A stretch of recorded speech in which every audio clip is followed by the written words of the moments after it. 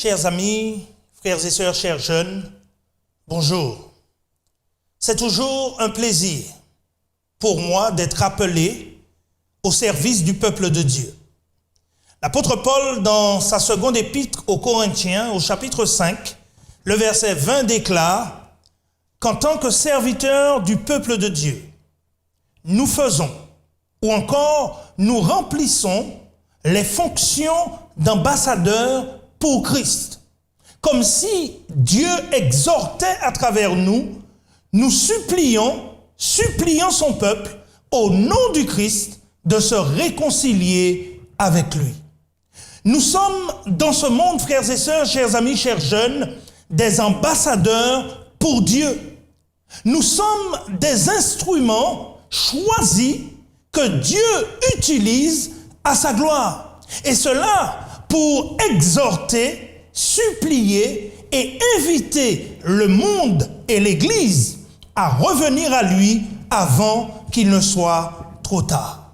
Que le nom de Dieu en ce matin soit glorifié au milieu de nous, alors que nous l'adorons en esprit et en vérité, et que le monde sache que le Dieu de l'univers marche au milieu de son peuple.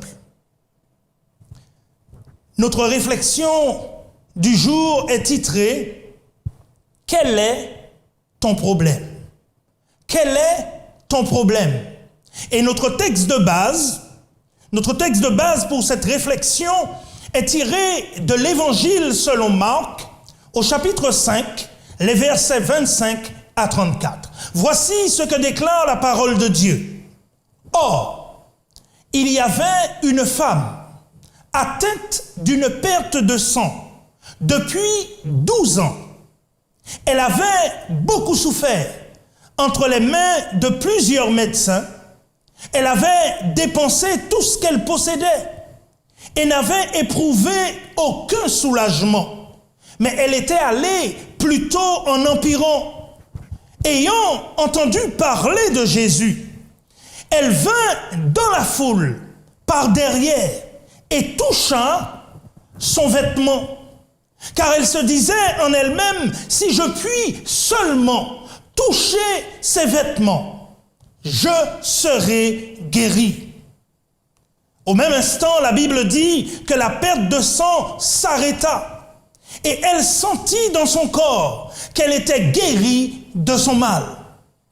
Jésus alors connut aussitôt en lui-même qu'une force était sortie de lui. Et se retournant au milieu de la foule, il dit, « Qui m'a touché? Qui a touché mes vêtements ?» Ses disciples, le regardant, lui dirent, « Seigneur, tu vois la foule qui te presse, et tu dis, « Qui m'a touché ?» Et il regardait autour de lui pour voir celle qui avait fait cela.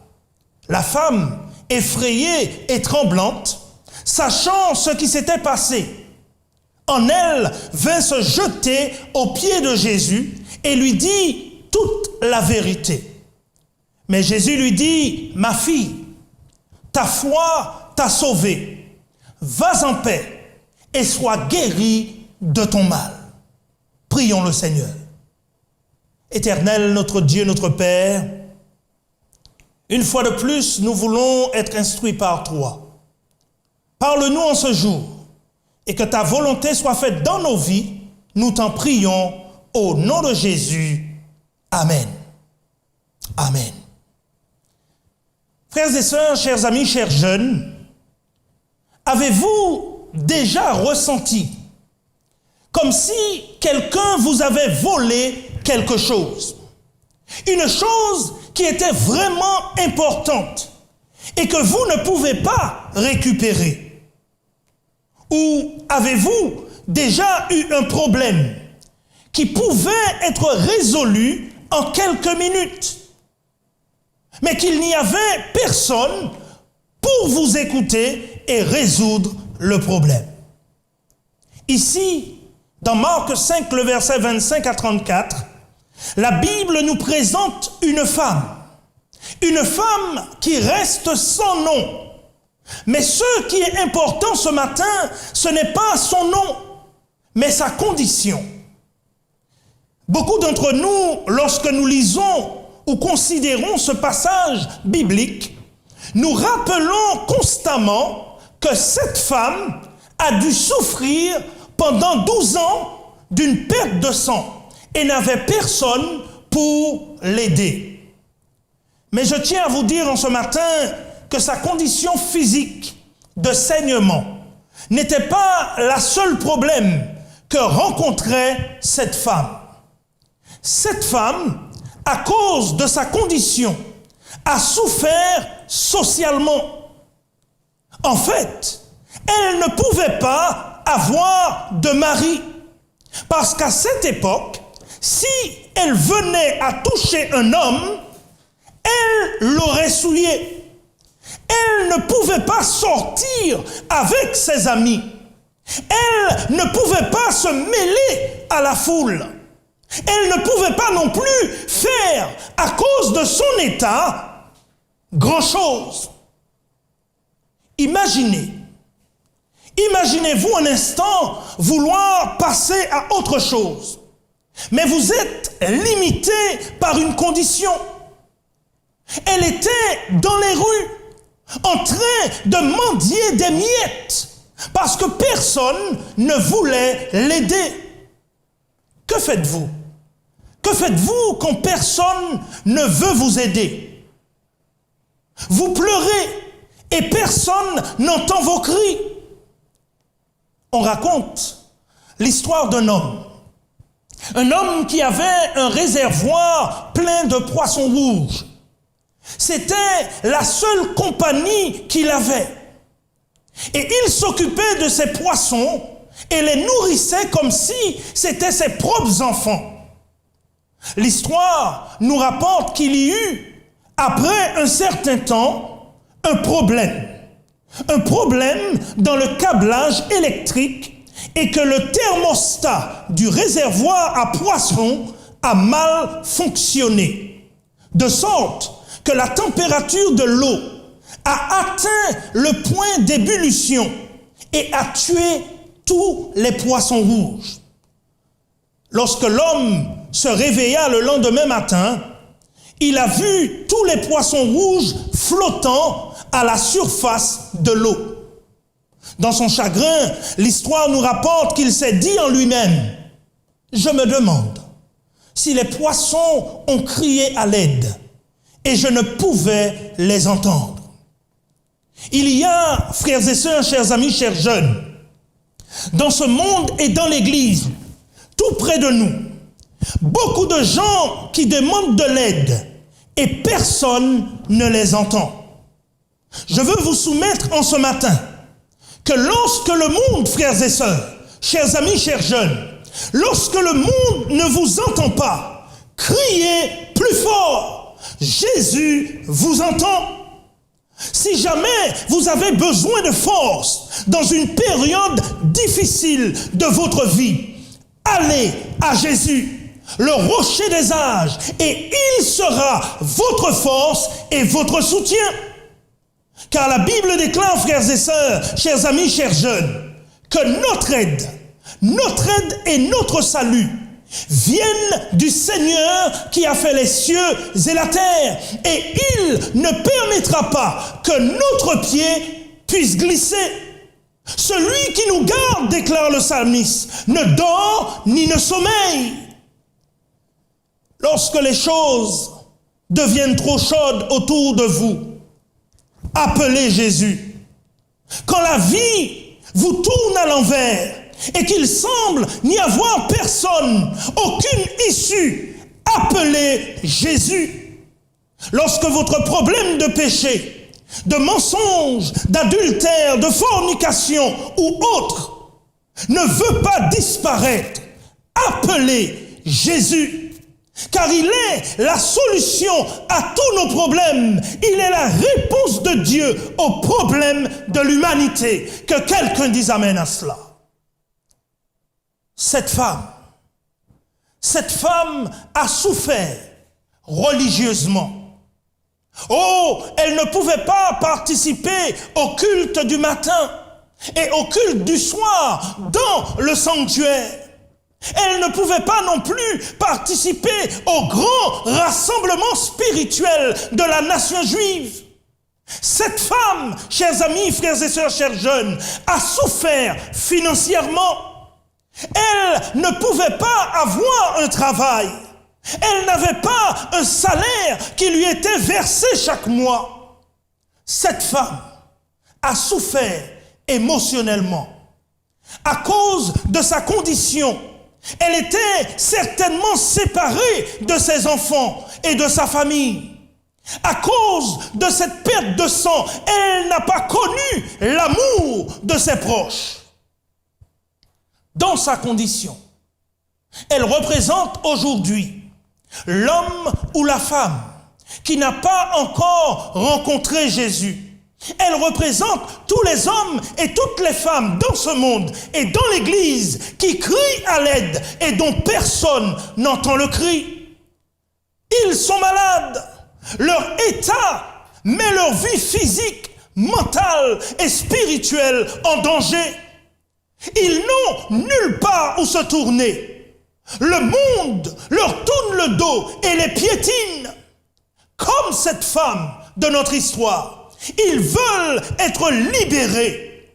Mais la force, ou encore les forces qui les entourent, sont trop fortes.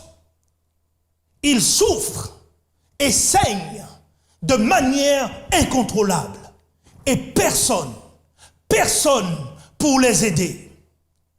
Je vous dis en ce matin, chers amis, frères et sœurs, chers jeunes, que le seul moyen d'être secourus dans nos épreuves, d'être libérés de nos situations est de combattre la négativité autour de nous en appelant à Jésus. Car au moment où vous essayez de faire quelque chose de bien, les gens commencent à parler de vous autour d'eux. Ils commencent à vous rabaisser. Ils disent que vous ne comprenez rien. Ils disent que vous ne prenez pas de bonnes décisions. Ils disent derrière vous que vous ne devriez pas aller à l'école pour vous former. Et ils vous invitent en cachette à avoir des relations sexuelles. Ils vous encouragent à aller au club et à boire de l'alcool. Je vous dis en ce matin, Église du Dieu vivant, chers amis, chers jeunes, lorsque des pécheurs dans le monde et dans l'Église vous invitent à pécher en buvant de l'alcool, vous invitent à pécher en commettant l'adultère ou la fornication, vous devez être forts pour leur dire, écoutez-moi, écoutez et tirez-vous de mon chemin, car j'essaie d'atteindre mon Jésus. Trop longtemps, je vous ai suivi dans vos voies de péché. Trop longtemps, j'ai été cette personne obéissante. Aujourd'hui, c'est mon heure. Aujourd'hui, c'est mon heure. Arrière de moi, Satan. Je ne veux plus du sexe hors mariage. Je ne veux plus aller en boîte de nuit. Je ne veux plus de la pornographie. Je ne veux plus de l'alcool. Je ne veux plus de la drogue, de ces choses qui corrompent mon esprit. Donnez-moi mon Jésus. C'est tout ce que je veux. Donnez-moi mon Jésus. Cette femme s'est dit en elle-même, si je pouvais juste toucher l'ourlet, le pan de son vêtement, je suis sûr, je serai guéri, libéré de cette condition. Elle a avancé dans la foule. Elle a avancé dans la foule par la foi.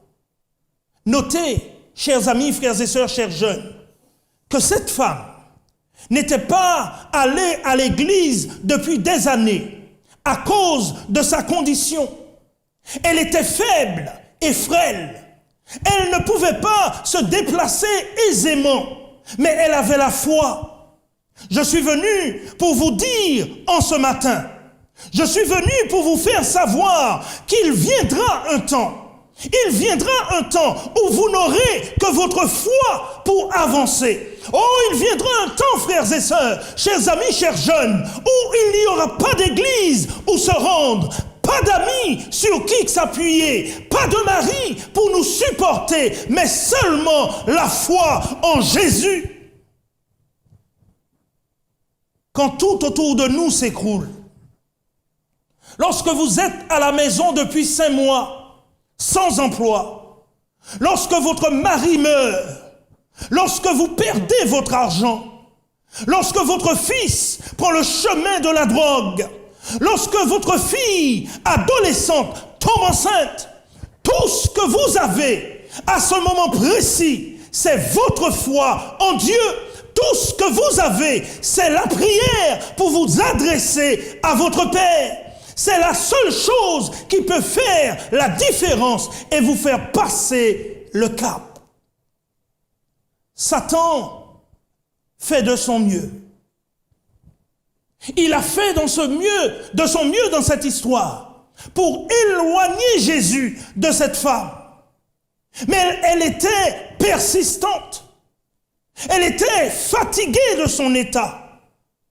Frères et sœurs, chers amis, chers jeunes, alors que nous avançons vers la fin de l'histoire de ce monde, alors que nous avançons vers les dernières scènes de l'histoire de notre monde, Satan ne s'arrêtera pas devant vous. Il ne s'arrêtera devant rien pour attirer votre attention. Il fera tout ce qu'il faut pour s'assurer que vous n'obtiendrez jamais votre guérison, que vous n'obtiendrez jamais votre liberté. Il sait qu'il y a une bénédiction en réserve pour vous. Alors, il envoie toutes ces tentations vers vous. Mais le diable, sachez-le, est un menteur. Nous devons nous lever. Nous devons nous lever de nos jolis costumes et de nos robes pétillantes, entrer dans le camp ennemi et regarder Satan droit dans les yeux et lui dire: Satan, au nom de Jésus, je suis venu aujourd'hui pour reprendre ce que tu m'as volé. Car le Seigneur m'a donné le pouvoir de marcher sur les serpents et les scorpions. Et vous n'êtes pas de taille pour Jésus, le roi des rois et le Seigneur des seigneurs. Par conséquent, sachez, et cela prend effet maintenant, sachez que je reprends ma famille, je reprends mes finances, je reprends mon mariage que tu as brisé, je reprends ma dignité, je reprends confiance en moi par la grâce de Dieu. Je saigne depuis trop longtemps. Il est temps d'arrêter le saignement. Il est temps d'arrêter la fornication. Il est temps, chers amis, frères et sœurs, chers jeunes, d'arrêter l'adultère. Il est temps d'arrêter le péché sous toutes ses formes. Et la seule manière que je puisse le faire est de toucher par la foi Jésus, le sauveur de l'humanité. Il y a beaucoup d'individus dans le monde et dans l'Église qui saignent depuis des années, qui luttent avec une vieille habitude, un vice, une mauvaise réaction, une mauvaise trait de caractère, un mauvais trait de caractère. Vous avez un problème ou une condition qui contrôle votre façon de vivre. Vous voulez continuer votre vie et plaire au Seigneur. Mais cette condition, cette habitude, ce vice, ce mauvais trait de caractère vous empêche d'avancer. Aujourd'hui est le jour de la libération. Il y a quelqu'un qui veut arrêter de saigner en ce matin. Aujourd'hui, c'est votre jour. Alors que ce message vous est adressé, s'il y a une telle personne connectée en ce matin sur Espérance FM, je t'invite, là où tu es, à lever ta main vers le ciel, afin que Dieu voie ta décision. S'il y a quelqu'un qui veut par la foi toucher Jésus, je vous invite maintenant, là où vous êtes, alors que nous nous apprêtons à prier, je vous invite, là où vous êtes, à vous mettre debout et à adopter une attitude révérencieuse devant Dieu. Les yeux sont fermés et les têtes sont inclinées alors que nous montons au trône de la grâce.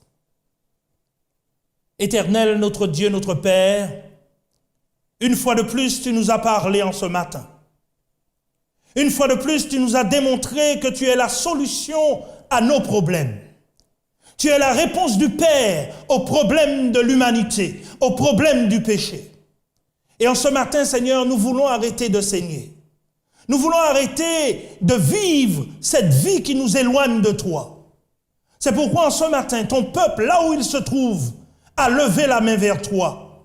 Ils se sont mis debout, comme pour te dire, Seigneur, viens et prends possession de ma vie. Alors que leur prière monte vers toi, Seigneur, prends possession de notre cœur, prends possession de nos pensées et transforme les mobiles qui nous poussent à l'action. Et fais de nous, Seigneur, nous t'en supplions, de vrais enfants de Dieu, des hommes et des femmes qui vivent en accord avec ta parole, des hommes et des femmes qui seront dans le monde comme une lettre vivante de Dieu adressée à la terre entière. Seigneur, nous remettons tout entre tes mains. Qu'il soit fait toutefois au bon Père, non pas comme nous le voulons, mais comme toi tu le veux. Nous t'en prions au nom de Jésus. Amen. Amen.